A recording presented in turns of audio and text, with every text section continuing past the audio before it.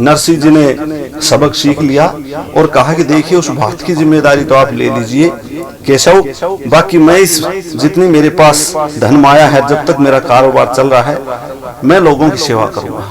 इस प्रकार नरसिंह जी ने अपना वो ठाठ बाट का जीवन त्याग दिया और रोजाना की भूखे नंगों और जरूरतमंदों बीमार उनके लिए काम करना शुरू कर दिया। जगह जगह उसने लोगों के खाने पीने की व्यवस्था कर दी। इस प्रकार से वो धन दौलत को खर्च करना शुरू कर देता है। सेठ इस बात से नाराज हो गए। उसके पास हुंडी लिखने की जो उसको अथॉरिटी दे रखी थी, अधिकार दे रखे थे, उन्होंने वो भी अधिकार छीन लिया। कहा कि भाई अब तो तुम कारोबार तो ढंग से कर नहीं रहे हो, लुटा रहे हो सारे सिस्टम को, हम आपके ऊपर विश्वास नहीं कर सकते। देश विदेशों में आपकी हुंडी कैंसिल की जाती है, वो नहीं चलेगी। एक दिन 4 साधु आ जाते हैं। उन्होंने पता था कि बहुत बड़ा सेठ है नरसिंह, तो उसने पूछा, लोग वहां हंसने लगे, नरसिंह कितना सेठ रह गया कि तो खड़ताल बजाता होगा मंदिरों में। वो बोले भाई हमने तो हुंडी लिखवानी थी, द्वारका जाना था और ये चांदी के सिक्के हैं, रास्ते में कोई छीन लेगा, 500 की हुंडी लिखवा ले जाओ, वहां पर कोई दूसरा सेठ हमें दे देगा। बोले हाँ लिखवा लो, थारी हुंडी जरूर लिखेगा। वो ढूंढते ढूंढते ठाकुर द्वारे चले गए। वहां नरसिंह अपनी पत्नी के साथ बैठा हुआ भजन कर रहा था। कहने लगे कि भाई नरसिंह हमारी हुंडी लिखते हैं। हुंडी लिखने से नरसिंह ने साहब मना कर दिया कि भाई देखो मैं हुंडी लिखूंगा, वो हुंडी आपको रोकड़ नहीं होगी, कोई उस हुंडी के पैसे नहीं देगा आपको, कल आप मेरे बुलाना दोगे, मैं अपनी इज्जत नहीं उधरवाना चाहता। सारे साधु नाराज हो गए, हाथ जोड़ के न बोले सेठ तू बड़े बड़े सेठा करोड़ा की हुंडी लिखी, मारी 500 रुपये की हुंडी लिखने में तेरे समस्या आएगी। उनका विश्वास देख करके और उनका स्नेह देख करके बड़ा गर्वित हो जाता है नरसिंह और कहा कि कहाँ जाना चाहते हो। उन्होंने कहा हम द्वारका घूम के आएंगे। नरसिंह ने उस सांवल सा सेठ उस कृष्ण जी को सुमरा और सुमर के कहने लगे, हे कन्हैया तू ही मेरी लाज को रखने वाला है, तेरे नाम पे मैंने सब कुछ खर्च कर दिया है, ये हुंडी मेरी इज्जत है, इसको तू ही बचा सकता है, इस हुंडी को रोकड़ करवाना अब तेरा काम है। सांवल शाह के नाम हुंडी लिख देता है। किस प्रकार से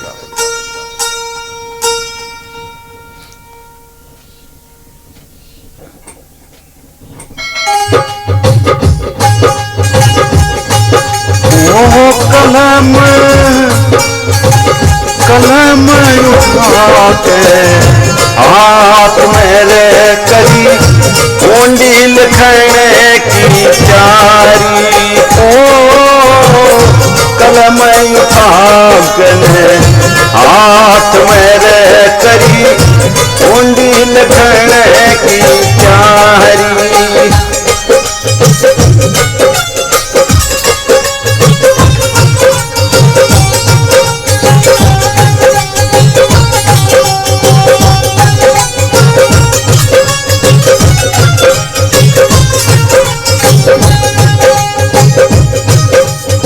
उचार सधुला करके नसीत करी राम राम, सेठ हमारी हुंडी लिख जो 500 रोकड़ दाम, हमें द्वारका घूमन जाना रे, टिका करो वही के नाम।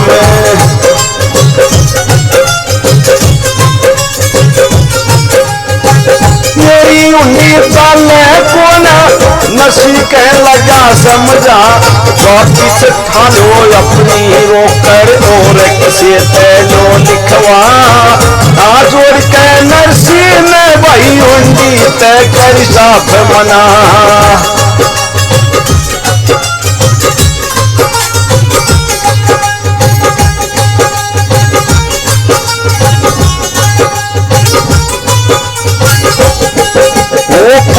फर्क पड़े मेरी बात में, वो बने रह पाड़े तेवारी, ओ कलम उठाने हाथ मेरे करी हुंडी लिखने की चारी, करी हुंडी लिखने की चारी, करी हुंडी लिखने की चारी।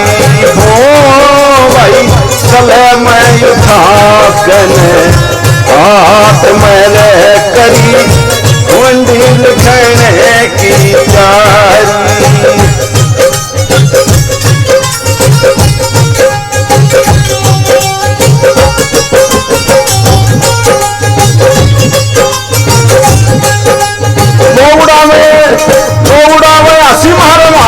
बची को ना रे थारी हुंडी रोकड़ ना हो या ते कदी बची को ना। और बता किस दौर जावे दूसरी जगह बची को ना मानो तो ये न संतो कृष्ण जी का सुंदर नाम हुंडी लिखी न सीधी न द्वारका लिखा मुकाम। देनदास सावरसा लिखा आगे जाने तू घनश्याम। देनदास सावरसा लिखा आगे जाने तू घनश्याम।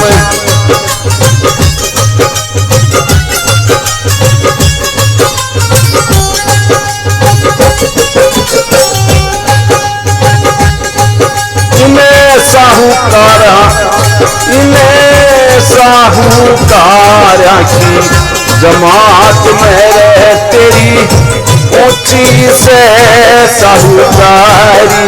वो नरसी कलम उठा के हाथ में करी कुंडी लिखने की तैयारी। तो इस प्रकार से नरसिंह ने सावरसा का नाम टिक्का की जगह लिख दिया और द्वार का मुकाम लिख दिया कि हे सावरसा तू जाने तू सबसे बड़ा साहूकार है, इस हुंडी की रोक कर देना तेरा काम। और फिर क्या होता है आगे?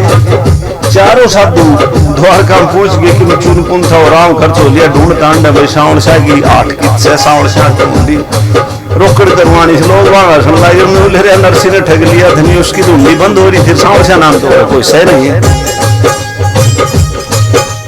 वो चारों साधु चलते चलते द्वारका में पहुंचे आन। ऊंचे ऊंचे महल चढ़े थे हीरे पन्ने बे अनुमान। सारा शहर ढूंढ लिया रे सावरसा की न मिली रठाने। शहर ढूंढ लिया ना सावरसा की मिली रठाने। जूनागढ़ में नरसिंह जी ने उन 500 का लिया समान। कर भंडारा दीन जमाए जो कुछ था सब कर दिया दान।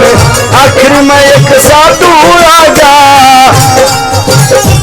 हो आखिर में एक साधु आ गया नू बोला कुछ दो जलपान।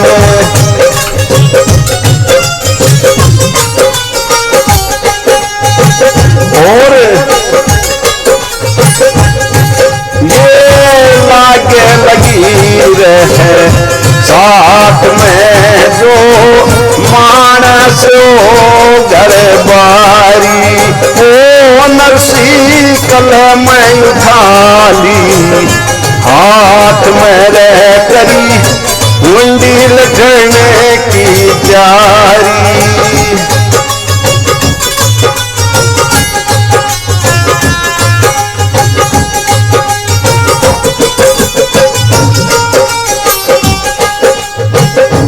उधर वो ढूंढते फिरते हैं सावरसा को।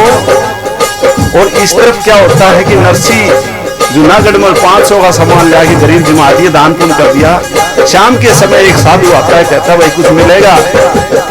नरसी अपनी पत्नी पूछता है कुछ बचा है? बोले जी 4 रोटियां चून से लिए बनाया खुआ दे। जैसे ही उसने 4 रोटियों का चून की वो 4 रोटी बना करके दी उस साधु ने रोटी खाई और वो साधु उठ के चला गया। दूसरी तरफ सावरसा प्रकट हो गए और साधु वो जो 4 सुत्ते पेड़ के नीचे बोले खड़े हो बोले कौन महाराज? बोले सावरसा ने बोले अपने 5 दिन में ढूंढते। बोले चलो सेठों के हाथों के आगे ही आपके नजदीक लूंगा।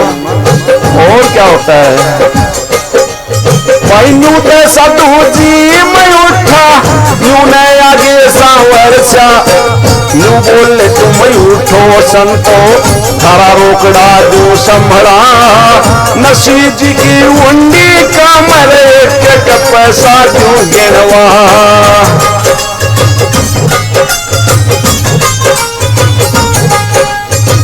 प्यारे लाल खड़े देख खुशी का ठिकाना ना। हम परंपार माया प्रभु की किसी ने भी जाना ना।